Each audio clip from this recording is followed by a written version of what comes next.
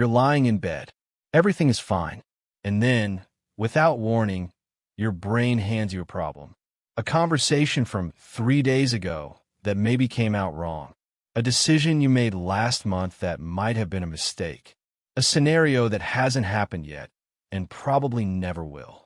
And suddenly you are fully awake, fully anxious, fully consumed by something that exists entirely inside your own head. Nothing changed. The room is the same. The world outside is the same. But your brain has just created an emergency out of nothing. And the worst part? It felt completely real. This is not a personality flaw. This is not anxiety disorder.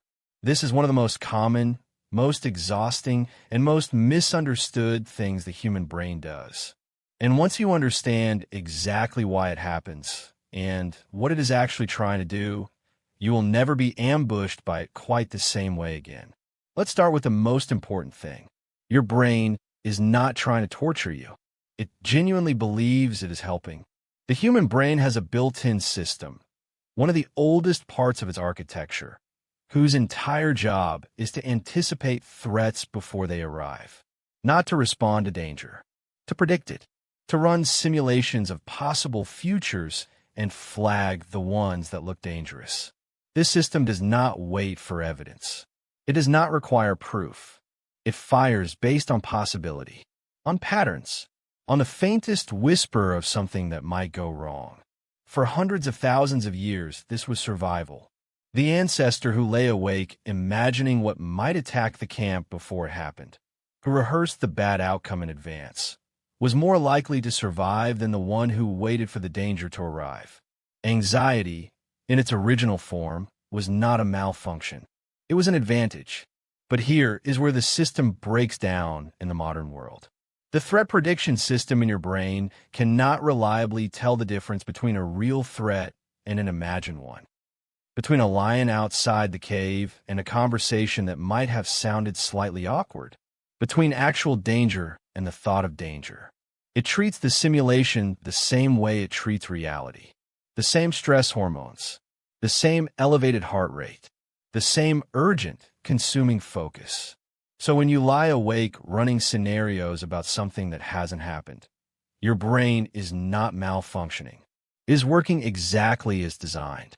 It has simply been handed a modern world full of social complexity and uncertainty, and it is doing the only thing it knows how to do with all of that input. It is treating it like a savanna. It is scanning. It is preparing. It is running threat simulations. All night, on problems that don't exist. There's a specific pattern to how the brain does this. Psychologists call it catastrophizing, and it follows a remarkably consistent structure.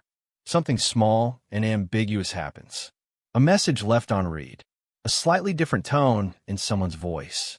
A pause in a conversation that lasted a second too long. And the brain, rather than sitting with the ambiguity, fills in the gap. Always with the worst available interpretation. And then it builds on that interpretation. And then it builds on that.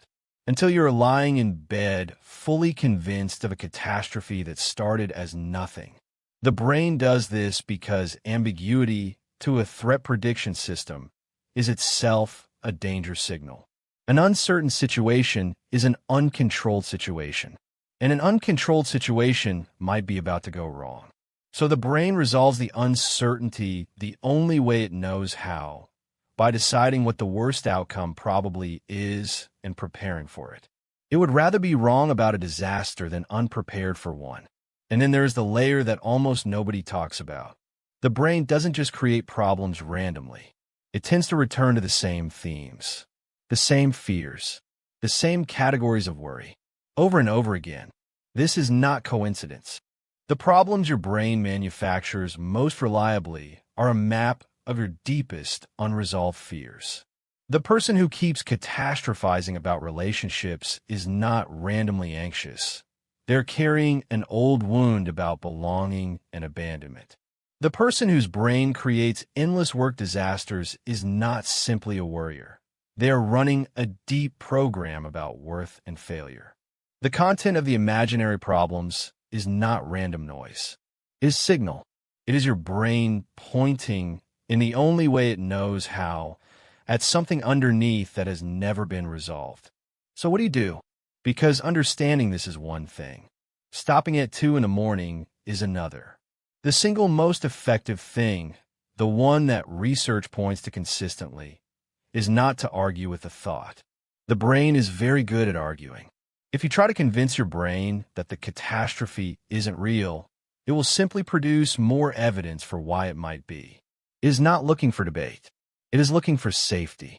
What actually works is acknowledging the brain's intention without accepting its conclusion. Something like, I see what you're doing. You're trying to protect me. I don't need protecting from this right now. You're doing your job.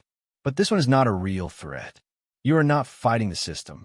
You're talking to it, reassuring it. The way you would reassure a very intelligent, very anxious person who genuinely wants to help, but keeps creating crises where there aren't any. Your brain is not broken. It is not your enemy. It is an extraordinarily sophisticated survival system running in a world it was never built for, doing its absolute best with the wrong tools for the wrong era. The problems it creates are not real. But the part of you that needs reassurance, the part underneath all the scenarios and simulations, that part is very real. And it deserves something better than a 2 a.m. catastrophe spiral. It deserves to be told quietly, firmly, kindly that right now, in this moment, everything is actually okay.